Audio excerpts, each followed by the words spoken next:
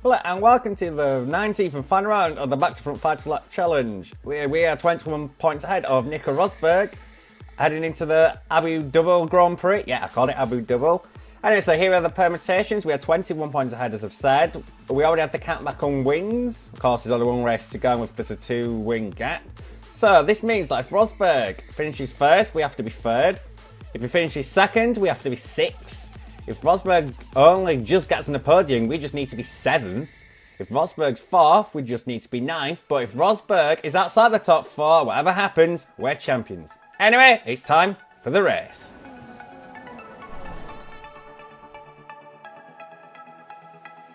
The race here at the Yas Marina circuit will be starting shortly. With the fading lights, strong spotlights will take over, making the Abu Dhabi track a unique racing experience. Here's the grid for today's race. We'll be starting shortly. Okay, so there's the grid. Again, the track being massively quicker in Q1 for some reason. I think I'm going to blame the game. Anyway, wish me luck. It's the championship decider. Can we get there? Your objective today is to get into the top 9. No, isn't Jeff? We need more than that. And we are go with the Yas Marina circuit, and we seem to get an okay start for once, as we already seem to have the runner Kobayashi, and we have a dive bomb into turn 1 as per usual, typical game AI, turn 1 and whatever. And Max Ericsson, no, to his credit, he tries to fight us as we go through turn 3 now, and we managed to get Vern very well as we now dive on the field into turn 5 and into 6. Having to give Kvyat room as we head down towards 7. Looking to already pass Magnussen as we already are into the points as we now go down the back straight, the longest straight on the circuit. And it appears that we have got the pace of Magnussen in a straight line despite having the same engine. As we head down towards P9 with achieved Jeff's target. But we've got targets of their own in this championship. Let's go through turn 8. Oh, about to go through turn 8, should I say. As we take Perez and Raikkonen and Vettel round the outside through 9. As we exit down through 10, and Ricciardo and Alonso are side by side with each other. As we head down towards turn 11, what will happen? We have contact with Alonso. Will we take them all around the outside? As we go through 12 and through 13, yes we do! We're already are, I believe, one position away from the championship winning position. And we cut down towards the end of the lap. We have got to mention that Rosberg is in the lead, so we definitely need a podium out of this. As we're heading towards turn 1. We understeer a little bit, but we get a nice bit of turn through the exit, head through 2, and now into 3 with the pesky Williams in sight. Just the cars you need when you want to overtake in a straight line. Yeah, thought we could do that as we head down through us turn 5. We nearly cut 5, we definitely cut 6. We have to turn back out the corner as we head down towards turn 7, and as I now have a gulp of water commentating.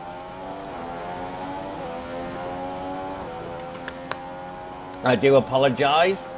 Anyway, as we head down the back straight, we don't seem to be making any inroads at the moment on the Williams. So we're just going to have a good braking zone into turn 8 and see what we can do. We cut the corner a bit. I'm very sorry about us. Head through 9. We've caught the Williams a lot. We're in the slipstream, but of course these are the hardest cars to pass. We head through 10. Heading down the run towards turn 11 now. We seem to be catching the Williams just a little bit, but nothing significant. But we're going to attack them both into turn 11. Did we really just do that as we're now in the championship winning position? No matter what we do now, as long as we're in the top 3 and hold one of the Williams off, Rosberg can go into the disc as far as we're concerned, but it doesn't matter because all we have to do is stay on the podium. We go wide in 17, but we managed to pick up through 18. And now into 19. As we now power down towards turn 20 under the footbridge. Through 20 we go now. And we're coming towards the end of lap 2. We seem to have caught Rosberg a bit. Our tyres were a bit hot there, as I noticed on the graphic. Race officials have enabled DRS. DRS is now available. It's on our tires as usual, Jeff, as we go. I think it was 1.4 seconds quicker than Rosberg on that lap. We can get this, guys. We head through 3. The target will be to get DRS in the second DRS zone, I presume, as we head down towards turn 5. Not that it matters, but being able to beat him would be nicely sweet. Of course, you don't want him to say, I won the Grand Prix. Anyhow, as we exit turn 7, I always get put traction out there. They always seem to demolish me out of turn 7, no matter whatever I do, whatever car, whatever setup I put on. They just seem to demolish me for some other reason, but that's just the way life is. As we head down towards turn 8 now, on the brakes. We just about make the apex. We missed it a little bit actually, but we took turn 9 perfectly. Straight on the curb. We don't keen to get DRS. No, we do not. Let's head down towards turn 11 as we go about 300 kilometers an hour for you Europeans and Aussies. So that sounded a bit xenophobic there. I do apologise. As we head down towards turn 14, 1.36 by Rosberg. Yet we cut that horribly. Thank God we haven't got strict rules on. Even though I recorded this in January and now commentating it in late May, I'm not going to lie to you. I still didn't have strict and going to keep the rules as they were at the time. Anyway, as I head through turn 18 and now through turn 19 under the hotel. We get a nice exit out there, no wheel spin, which is useful as we head down towards turn 20. As we now head down towards turn 21. The gap's shelly under a second now. Despite being in Rosberg's dirty, we seem to close up in a bit. They do not set a fast lap, but we're now... Big 8.647 if I can see my previous screen correctly. We are closing in on Rosberg. Not only about to take the title off Sebastian Vettel, but also about to deny Rosberg any sort of glory on championship day. Not even a consolation prize of the win, as we had to brake late to avoid him there. As we're now heading towards turn 7 now. As you should now see the poor traction kicking in as per usual. Yeah, we don't need to get too bad an exit to be honest, and we will be able to have DRS on Rosberg. Do we? Yes we do, and we have a good tow as well, but I doubt we'll be able to do anything from this far back, so it's just about getting close and setting up, and now taking him into turn 11 hopefully, if not sooner. We have to close up in on brakes. We have very good grip and braking power and downforce and setup, because we closed on Rosberg a lot despite being in the same car. As we head through turn 10 on the run down towards turn 11, we are getting a good slipstream with the DRS. We'll be able to have a go at Rosberg, will we? Yes, we do. Do we pass him? Yes, yes. We are in the lead of the Abu Dhabi Grand Prix.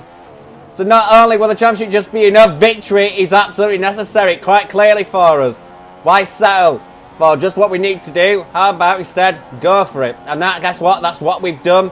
Let's head down towards turn 17 now. We understeer a little bit because we locked the wheels because of being on the inside curve.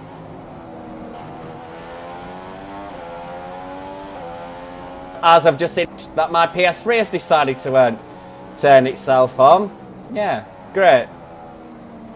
As we now understeer through turn 21, we extend the track quite significantly there, and we still set a lap time faster than Rosberg's fastest lap of the entire race on relatively used tyres on a track with quite high tire deg. So everything is going well as we're heading the last lap. Looks like we're about to reaffirm history here. I give Lewis Hamilton the world title. I set Rosberg this time has had no airs failure, no weird dare-ass opening as he brakes for turn 1, nothing weird like that. It's actually happening in this actual Grand Prix. So I still got up my Sky Plus because, you know, it was such a good place. By the way, other recording devices and television boxes are available. Of course, we're not monetized the channel yet. Let's head down towards turn 8. You know, I thought winning this championship would actually be very, very, very difficult, particularly in the early race because we weren't doing quite brilliantly. And it took us till Spain to win the Grand Prix, and I would admit there, that's probably because of Rosberg being at the back and not setting the time as well as us. And that probably helped us that it was Ricciardo we were trying to overtake in that Grand Prix as well. But after that, we've done well. We took significant points in Monaco and Canada. Okay, Austria and Britain were a great race for us, and we were kind of, I'm not going to lie, fucked by the penalty system in Britain. But ever since then, Germany went well for us, Hungary went well for us, despite having a penalty. Spa was brilliant. We ended up getting to the front on the first lap, and we've had a good Grand Prix there since. The real big loss after that was Brazil. But anyway, as we head through turn 21, it is the victory and the World Championship! Get in!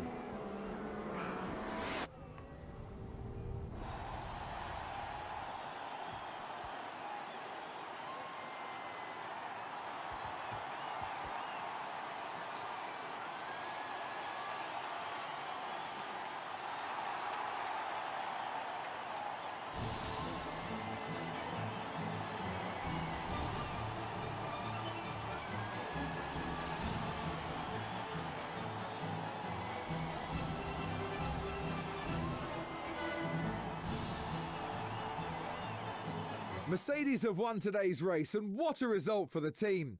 Nicky Lauda rightly called it as one of the drives of the season.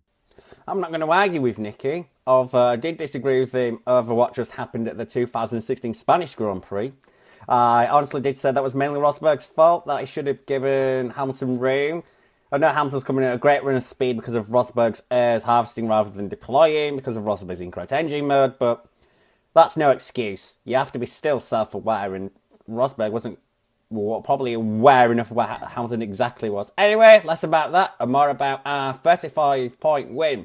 Championship success, which should be 28, had 2040 been done properly. None of this sensationalist gimmicky rubbish that you see too much in NASCAR with its chase format. But anyway, as we now look through the field, Bottas eventually finished third in that big fight. Then there was Massa, Vettel, Ricciardo, Raikkonen, Alonso, Button, Perez, Hulkenberg, Magnussen, Verne, Kvyat, Gutierrez, Ericsson, Grosjean, Kobayashi, Sutil, Bianchi, Maldonado, and Chilton. Surprisingly, the Lotuses didn't score a point in that season, which is remarkable considering 8 years before this season in question, they were world champions as Renault, which they are ironically Renault again. But anyway, Constructors' Championship, 745 points, which is unbelievably impressive from Mercedes. Williams are on 464. Red Bull 391. Ferrari 263. Fossi did actually beat Mercedes remarkably. Toro Rosso on 8. Caterham and Sauber being the last point scorers. Imagine if Caterham finished 8th. I think Finn Raikkonen would have been easily sold the team. But that's just the way life is. And it turns out that we did extremely well against Rosberg. We beat him 11-18 races. Qualified, somehow still managed to beat him once because I think it was Spain or Monaco. I can't remember which one it was. And thank you very much for watching, everyone. Hopefully the Back from Fire Select Challenge will be back. I think it will be. It depends on what happens with F1 2016. If F1 2016 is coming out towards the autumn, I shall probably do a second series on F1 2015 again, but do it with 2015 cars and the 2015 season, which will actually make the challenge a bit easier for us because there was only 20 cars that year, and passing the first 2 cars, the Manners will be relatively easy because the Manners were well off the pace. However, it will be harder getting through because the Ferraris and Williams were quite more competitive. F1 2016 is going to come out in June, which is quite doubtful now, judging by what's going on.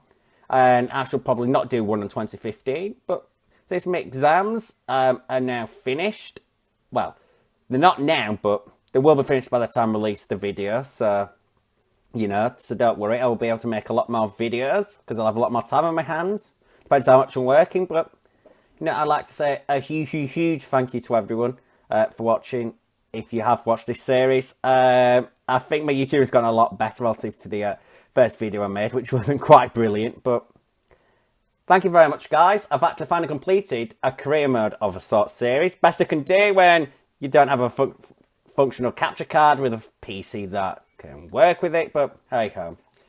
Huge thank you, and I shall see you in the next video.